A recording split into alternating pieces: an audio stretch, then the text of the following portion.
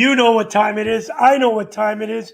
And I know it's a Wednesday. So it's welcome Wednesday. And I'll tell you what, I am excited to have my good buddy, Pete Bombaci, Did you in the did you house. just say it's Welcome Wednesday? Yeah, welcome Wednesday. Sure, it's always welcome. Welcome to Wednesday. Well, no, because we always say wellness, which is good, because then people are thinking, hang on a sec here. What Wednesday shouldn't just be a wellness Wednesday. It should be a welcome Wednesday. You know why? Why is that, Carrie? Because it allows you to say to people, welcome. And we don't do enough of that.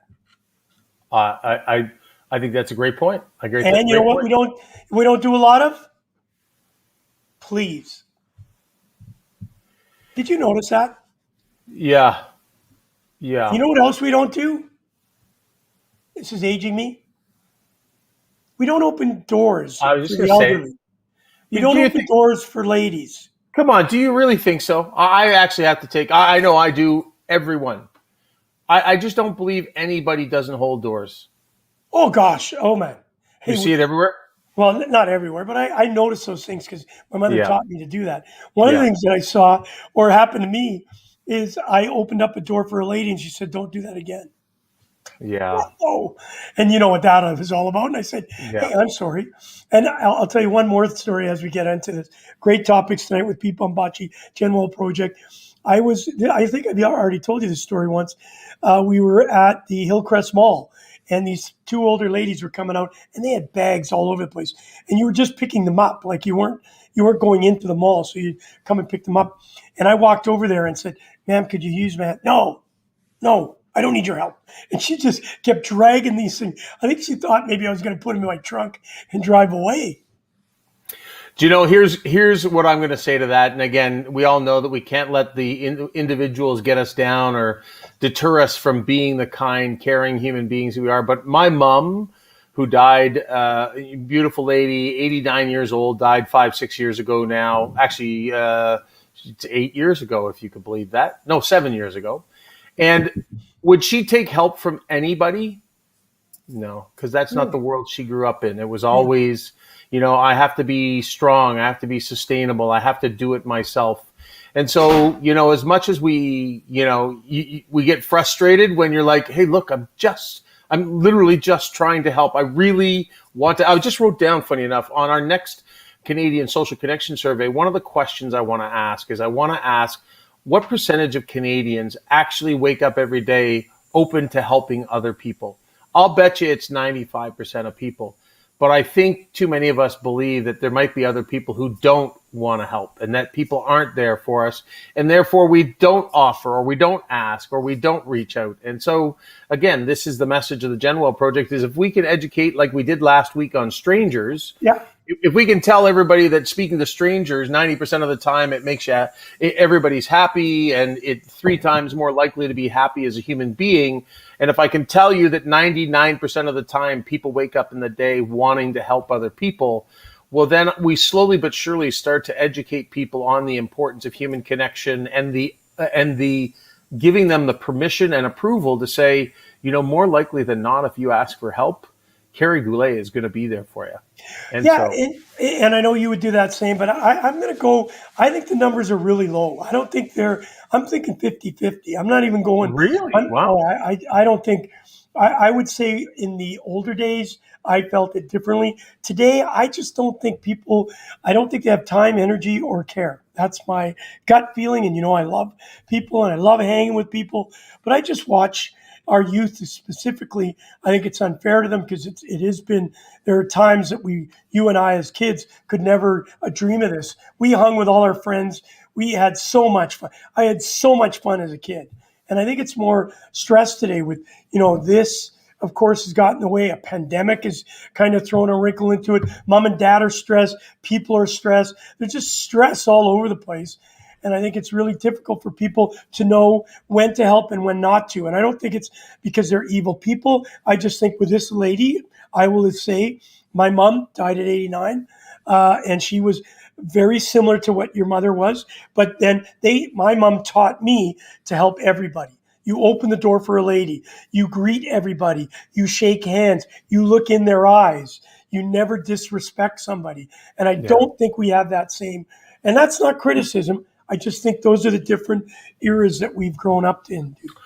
So I agree with you, but the one point I want to point out, and this is where I think there's education to be had in society, which is you've just said that you were brought up and you were told to help other people, always be open to help. I believe that there's no parent out there that says don't help other people. No. But to your point, I think the distraction of technology, and I don't like blaming young people because I think it's a societal thing. I was listening to a show on NPR today about addiction to technology. It was addiction of anything.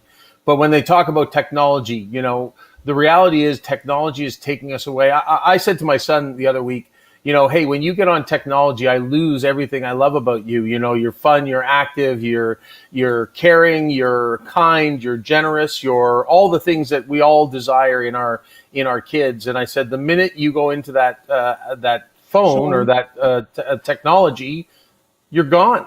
And I don't see that fun, active, caring, loving, and it actually was an awakening for me. And as I said it, it was like, wow.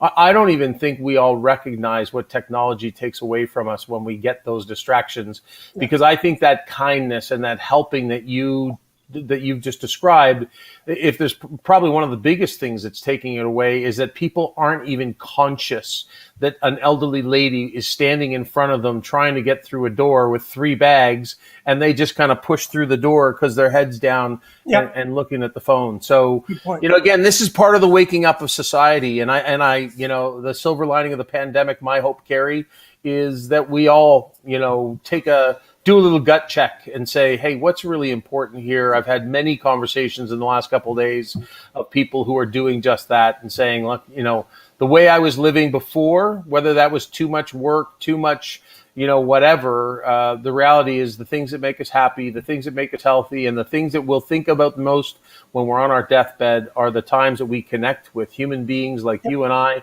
And that's what we all need to be focused on. Hey, and I think one of the reasons why we lose our kids into that technology, they're trying to blow something up, right? Because every game I see these kids playing, they're blowing somebody up or they're shooting somebody, which is crazy. Hey, and Jamie, I had her on last night on Concussed, Understanding the Invisible Injury. She was phenomenal. Technology is both the best and worst things that can happen to our society, and all the way from Jill Wheatley, still in Nepal. I can't wait to meet you personally, Jill. You inspire me every day seeing you climb those mountains. Just before she's leaving today for a big climb tomorrow, I believe. So good luck, Jill. I hope everything goes well. Yeah, Jill, please comment. Where are you off to? What heights are you going to now? Yeah. But what I wanted to say about Jamie's conversation last night, at 62, we learn all the time. And Jamie, one of the things, I've been in a concussion space for almost, tell us where you're going, Jill. I've been in this space for a long time. And one of the things that I learned from Jamie last night, she had a daughter that had a life-altering concussion. And as you know, I had one and several of our colleagues have had one. And one of the things that I found from her last night is because there's this fact that from a concussed human being, it's called a new normal. And it means that you may go through depression, you may have anxiety, you may come out of this dark tunnel a different person. You may not be that person that went into the tunnel, coming out of the tunnel. And what she said to me, she stopped me almost in mid-sentence, and you said, and so is it for the caregiver. They have a new normal. And I found that fascinating because in the 10 years that I've done it, nobody has ever brought that up to me. I've always talked about the new normal for a person that's suffered it, but it's also for the family and the network that's supporting that group. So thank you, Jamie, for doing that. And thanks so much, guys. I'm leaving on the weekend. Leaving on a jet plane. Yeah, I couldn't agree with you more. Obviously, our conversation with Jill and my buddy Mike Koss, who's another traumatic brain injury survivor. The reality is his parents, who lived in Quebec City at the time, moved out to Vancouver to be with their son, and they've been there every day since. Their lives have changed forever. And, Mike still is under 24-hour care in a rehab home. I don't know if it's a facility for people with traumatic brain injuries. Yep. Lives change forever. Just on Jamie's comment, just about technology, there's no question. technology has a lot of beautiful things to offer us all. The unfortunate part is the social media platforms we are up against teams of behavioral scientists that are trying to create the addiction that we are struggling with. And if we can all become more conscious and aware of what's adding value to our life and what things are taking it away, like this is a beautiful thing. We're connecting. We're in different parts of the country. We got people from around the world. I just saw somebody from Sydney. Like Stephen Gibson. Hello, Stephen. How are you, buddy? This is the beauty of technology, and this is how we all want to make more use of it, is connecting with people, even if you can't do it face to face all the time. What a great way to supplement those relationships. So let's spend less time scrolling passively through people's social media and more time engaging with the individuals that mean something to us. Yeah. Listen, before we talk Jill's thing, where she's going, we'll talk about that in a second. I did want to tell you that we had a game this weekend on Saturday. We did the Ice Hockey Classic, and it was directed at the Australian and New Zealand market. And we were allowed 75 people in the building to watch up on the balcony, everything social distance. When those young men walked into the dressing room with their jerseys, with their names hung up in the jersey and the socks, and it looked like a pro dressing room, and Val Silva and Max and Victor and James Klubine and all the great people were there to greet them, and Tony and myself and the great coaches, Dennis Marouk, Wayne Primo, Jim Thompson, Greg Johnson. And we put this on live.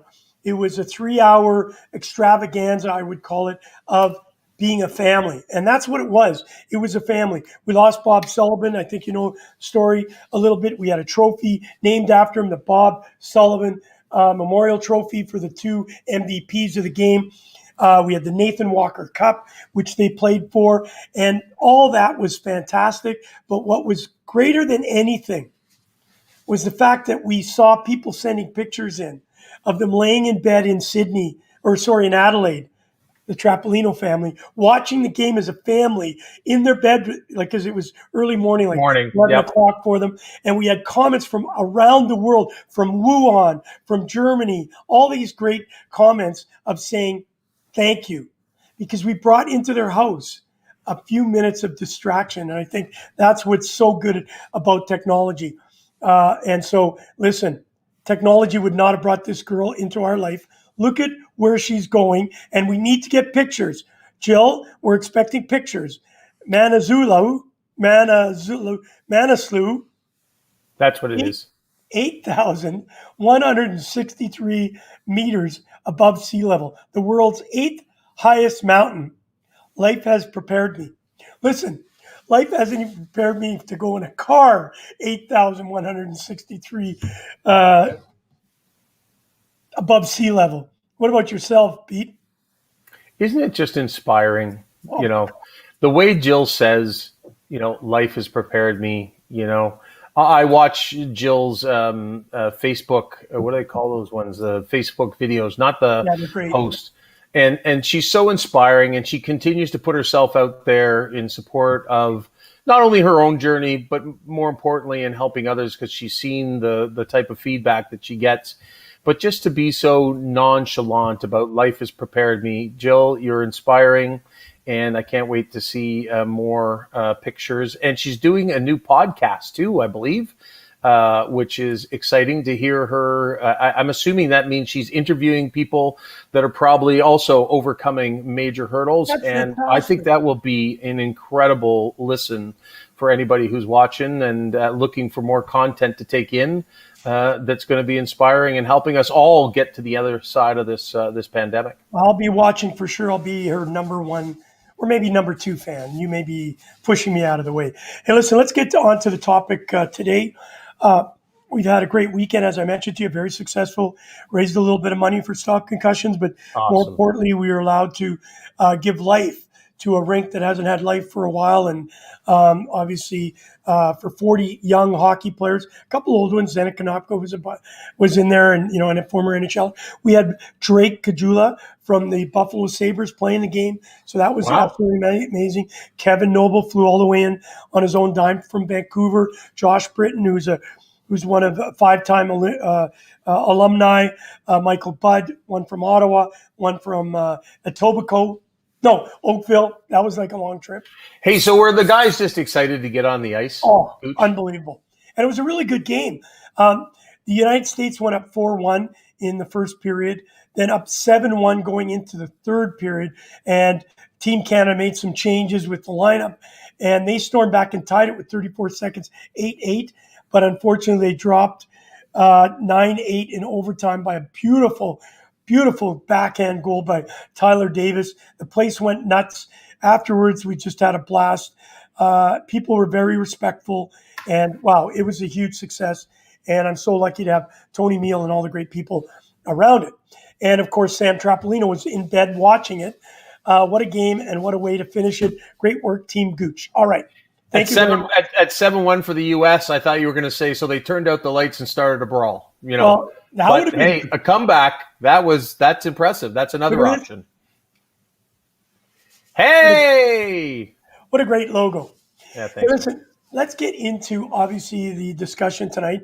You've sent me some incredible topics and I guess infograms, infographics that you do such a marvelous job on.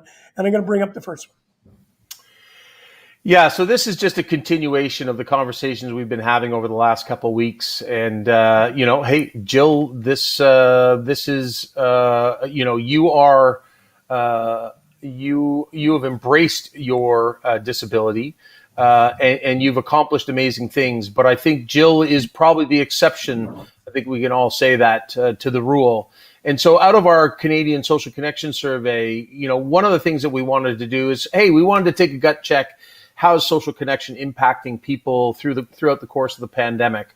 But we also wanted to focus on marginalized community, from Indigenous communities and all that stuff is coming. We're continuing to churn through the information and the data to make sure that people understand, just how social connection, how it's been missed during the global pandemic, but also where it's helped people and how it helps people. Because at the end of the day, if we can educate society, if we can educate Canadians and people around the world on, those who may struggle and who may benefit the most from a simple conversation, or if we can educate ourselves on, hey, by reaching out to your neighbor, you're more likely to be happy. If you reach out to a friend, a family member, if you focus on building those relationships intentionally, you'll be a happier, healthier human being and also live longer, be more successful. So for lots of great reasons. So there's one example, the disabilities one, which I think really, again, highlights to all of us the opportunity that anybody who's able-bodied has to reach out. When you walk by somebody,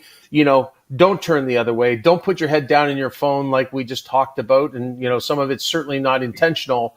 But if we can all just be a little more conscious and recognize that a simple hello, a conversation, engaging with people can increase their sense of belonging. And that is, for many of us, such a simple but important need that we all have that keeps us truly happier and healthier. So a great stat just to start off with, so that we all understand that, not everybody's equal and people struggle in trying to build relationships in some cases. Yes, and Barry Monroe, the co-founder of Shoot for a Cure, that works tirelessly for people with disabilities. He's in a chair himself, is one of those Jill Wheatleys. He's inspiring. He's out there and always making sure he makes people smile. One of the things I forgot to tell you about is that, when I was a kid, my grandfather taught me a very valuable lesson. I was always walking with my head down, and there was a pole coming up, and he was walking with me, and he knew the pole was coming because I was always so interested in looking at my feet for some reason. And he allowed me to bang my head against the pole. He knew I wasn't going fast enough to hurt myself. And I banged it, and I said, "Grandpa, why didn't you tell me about the pole?" And he said, "Valuable lesson. Know your surroundings and always keep your head up and notice everything around you." And I thought that was interesting. A couple of weeks ago, I was walking and I saw this young lady. She was on her phone and she was walking. And I knew that we were going to meet at a certain point. I didn't stop. I let her bump into me. I said, "Oops, excuse me." And she looked at me as if I was a criminal. And I was only trying to teach her a lesson that she walked into me like she didn't even notice I was alive. So anyways, I wanted to throw that one out to you. Here's a great, I love this one.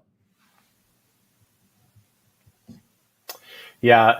Again, trying to slice and dice this information in all the different ways that help people recognize within themselves that maybe there's a connection for them to, poor physical health in this case.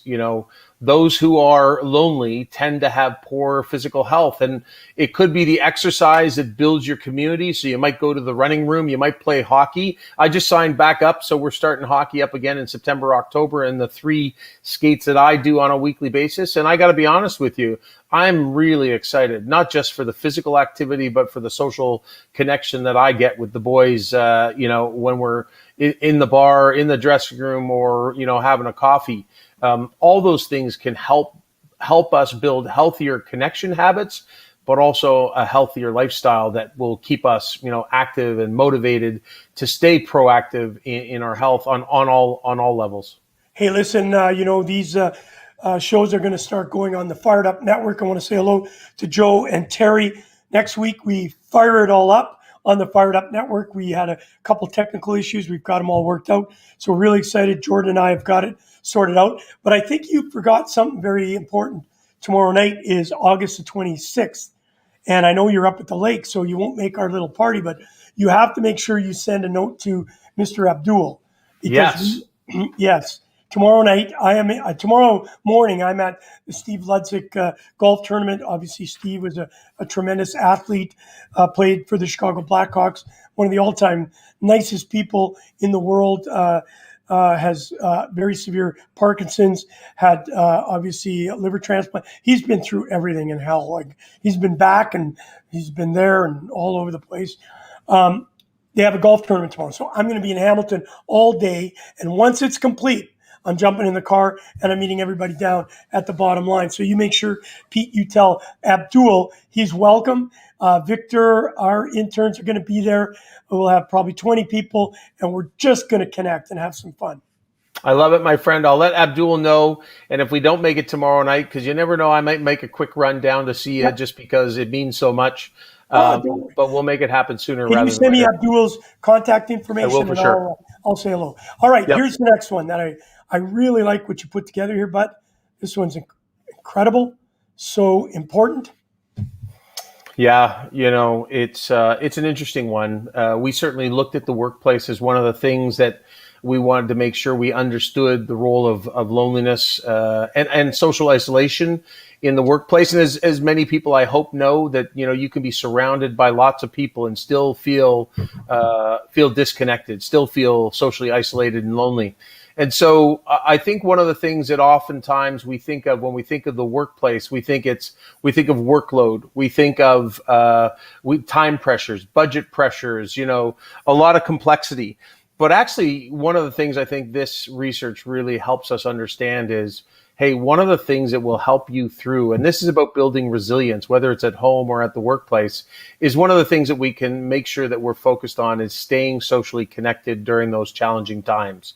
If the correlation between burnout and social isolation is, almost 100%, 92%, that shows that people that are of the highest burnout rates are lonely. And so, we need to be more conscious of the role that social connection plays in the workplace. And that's what we're doing. We're speaking at businesses. We're educating staff on the importance of social connection to their health, their happiness, and their longevity.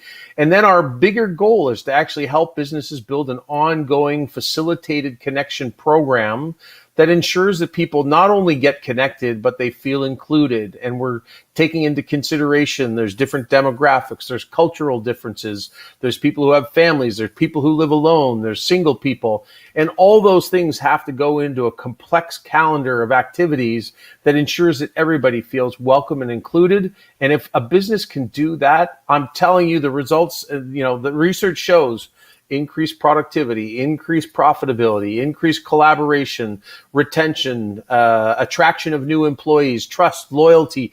Everything that every business leader is trying to achieve today happens by building that greater connection within the workplace, because that's how you get to a more motivated, positive, inspired organization. So, it's just another thing that we all need to be paying attention to, especially as when we've been disconnected from one another for, what is it now, 17 months.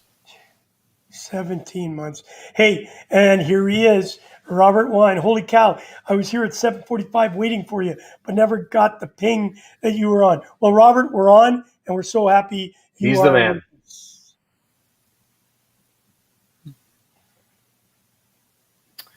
Yeah, I think this is just a simple one, but to me, when I do a lot of speaking, whether it's at community groups, whether it's in businesses or in schools, my final point for a lot of people is that spending time with other people and building healthy connection habits increases your chance of living longer by up to 50%.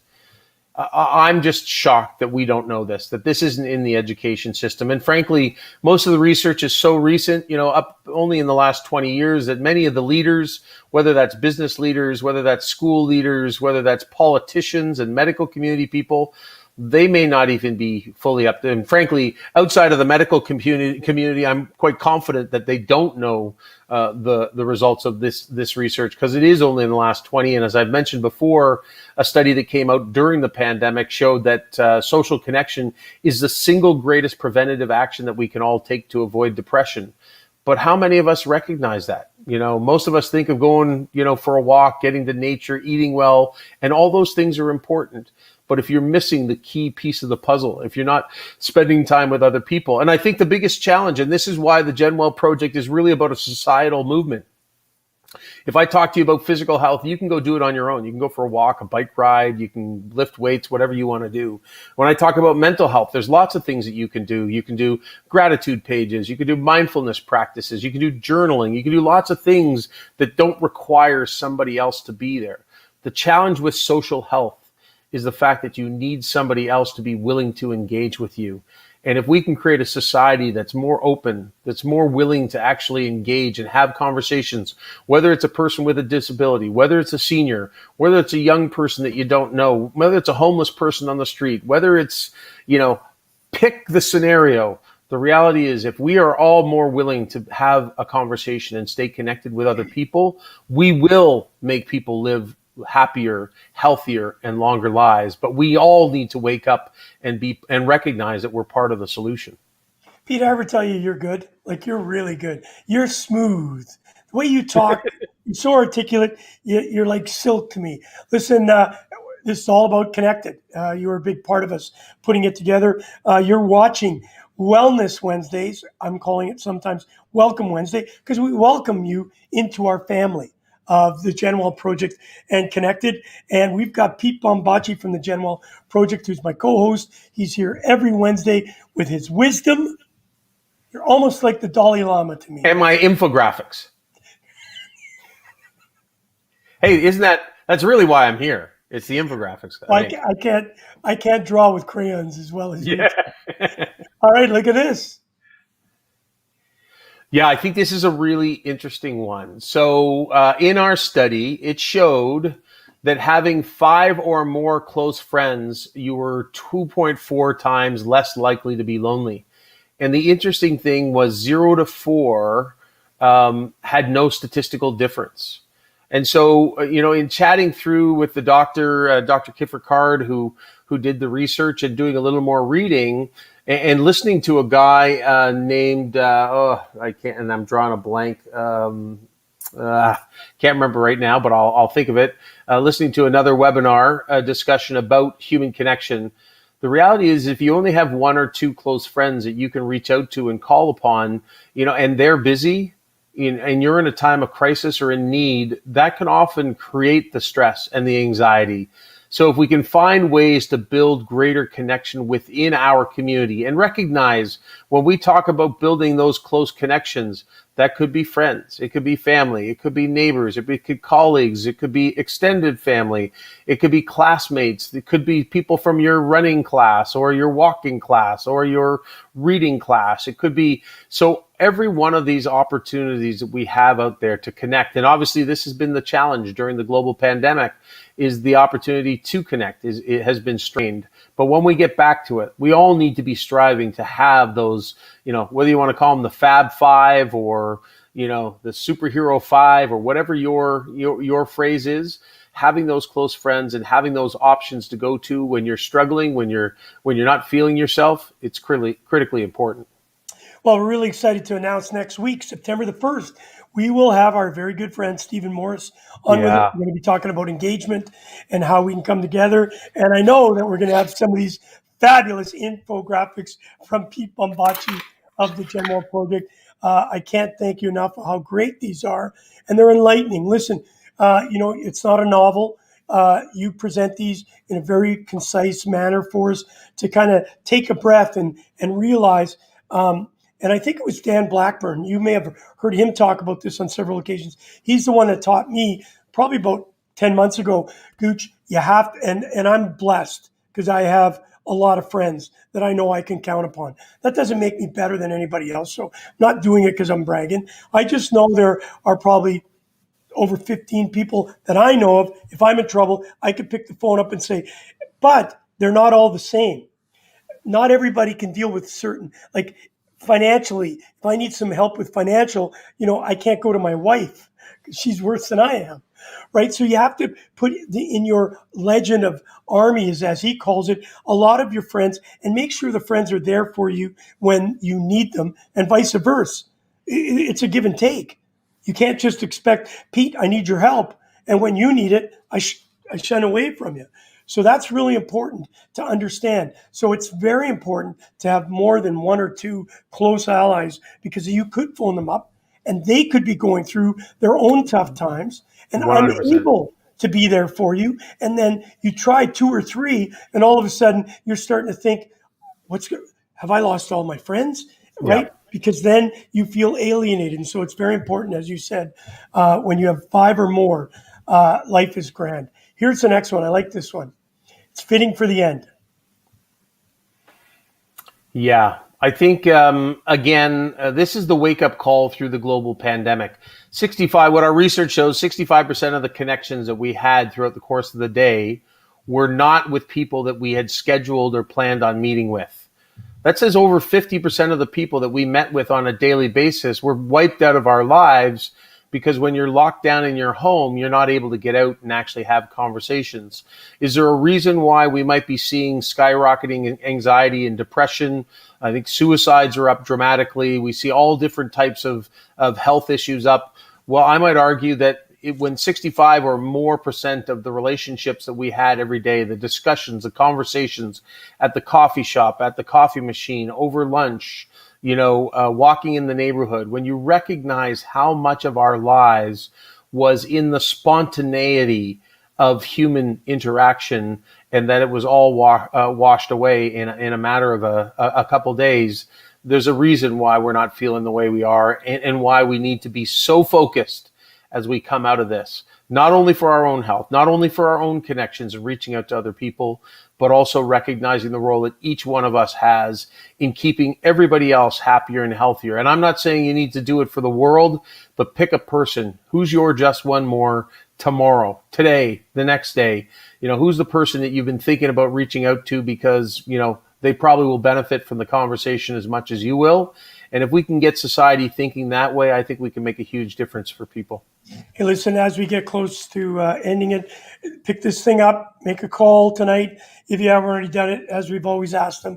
And if not, try and get 3 people on the phone, or text 3 people tomorrow that you haven't spoken to for over a month. Let's see how many people will do that. And don't forget, tomorrow night at the Bottom Line, if you have nothing to do and you're bored and you're lonely and you're isolated, you can come down, pop down. I'll be there. You'll hear me. Trust me. You'll hear me. You can come on over, and it's social distance. You can wear masks. We're being very, very cognizant of what's going on out there, but it's outdoors. It's a great patio. Wayne has opened the doors for us. We're going to have a lot of fun. Just before we go, Pete, Darren Billing, I love this. Thank you for joining us, and I love what you're saying here. Here in Australia, I do suicide counseling, kids and vets. We use connection as a way for them to improve mentally. And I love this saying. I haven't heard this one before. We were saying for men that it's not weak to speak. Great session, guys. Darren, thank you for that. I think, let's just touch upon that for a real quick second. Isolation is one of those things that I think you've brought up several times. Back in the World War II, that was one way of breaking a person down.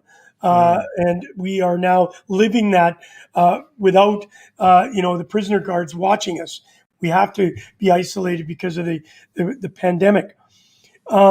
Suicide is definitely something that has been growing over the last 6 months.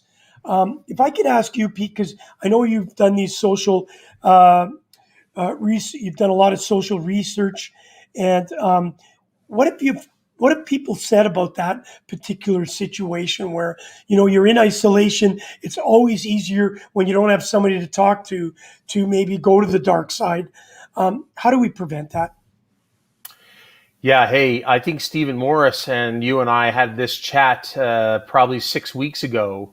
And, at the end of the day, what we all need to do is for our own health. Let me step back for a second. We as a society love to live in crisis. We don't love to live in crisis, but we only respond in crisis. The system is set up. We have emergency rooms, doctor offices, counselors, all the things. When you get to the crisis, we're going to be there for you. To me, that's the definition of insanity. Yeah. Waiting until people are sick, until we try to help them, that isn't the true definition of insanity. I think what we need to do now is we really need to educate people on the importance of social connection. It's not something we're educated on. We need to educate people so that when they get into that situation, when they're not feeling themselves, and before they get to the crisis, at the tip of it, at the tip of the iceberg, they say, you know what, I'm not feeling myself. And you know what? I think one of the things I heard about that social connection thing, I should reach out to somebody else. But again, and I'll and that could be obviously during the pandemic, that's been physical distancing. That's been through digital technology. That's been, by people leaving notes, dropping cards off. So many ways that we can let people know that they exist, that people care about them, people are thinking of them. For all of us, we need to know that we're not here. We're social animals as human beings, and we need to know that there's something more for us than just ourselves. And unfortunately, oftentimes it takes a crisis to have to get us to go through that and recognize that understanding. Because even I, as a corporate guy 20 years ago, I thought it was all about me, how much I could get, making more, getting more. And then, went and did volunteer work and then running Movember and recognized, holy cow, I feel much better when I get to wake up every day and help people and make a living doing it as well. So I think we all can just wake up and recognize the simple understanding that whether it's for our own health and recognizing the power of human connection, as Darren points out, and encouraging people to do more of it. But also, and I have a story, I shared it a few weeks ago, which is a buddy who knew of a guy who got divorced, and his wife was the social coordinator for their family. And after the divorce, for the following year, he sat alone. And he didn't know this until, unfortunately, the gentleman took his life, because the wife, she didn't intentionally take all the friends, but all the friends went with her because she was the one that made the effort to get people connected. So being conscious and educating people on the importance of maintaining those healthy relationships through life is critical, but also for you and I, Carrie, and we're not just dealing with COVID here. I think we talked to Stephen about this as well. This isn't just COVID that we're coming out of. This is COVID plus the divorces, plus the job losses, plus the financial pressures, plus, business losses, all the different things that have gone on during this pandemic.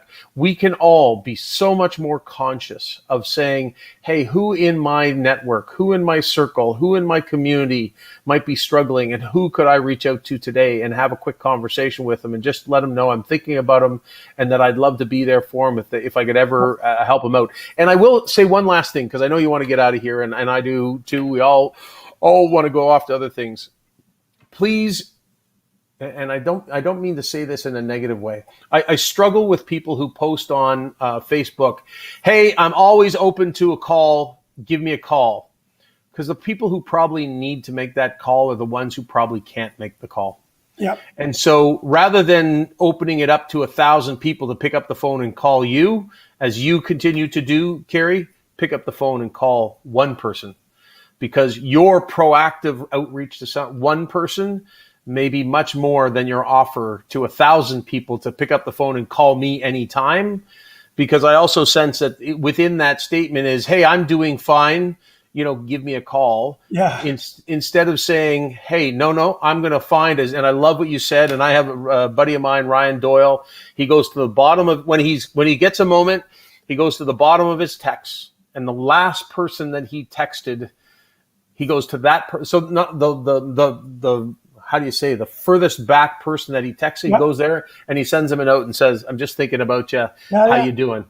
And so if we can all just find those little ways to remind ourselves on how we can stay connected and what we could do to help people, I think we can make the world a happier and healthier place. So sorry, that was a little bit of a run on from your question, but no, not at all. Lots there.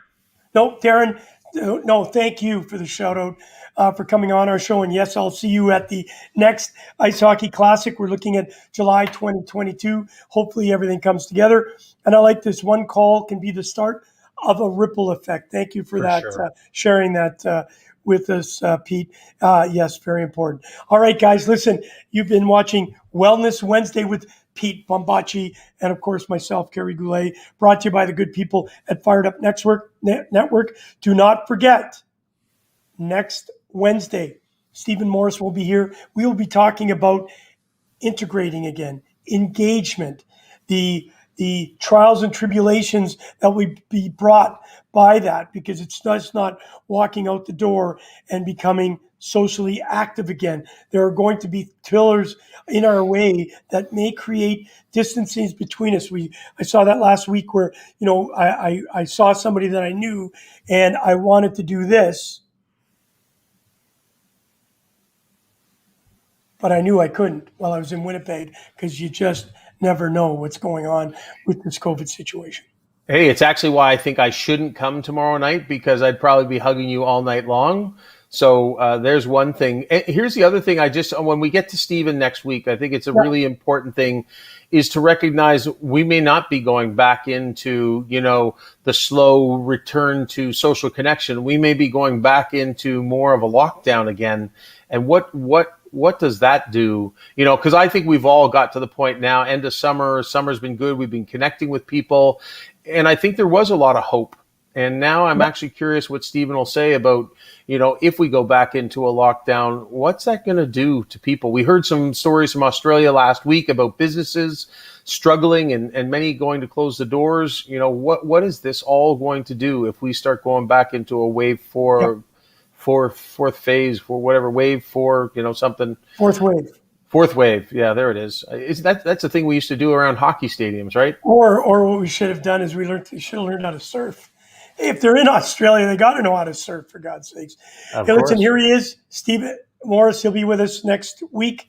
And of course, I want to make sure that people check this out, the GenWell Project, the Human Connection Movement. Make sure you check out all the fabulous work that Pete and his team have been doing. Pete, until next Wednesday, I know we'll be talking several times during the week, but I will see you right here on Wellness Wednesday, brought to you by Connected and, of course, GenWell Project and those good people at Fired Up Network. Good night, Pete. Thank you, Kerry. Good night. Good night. No, good night.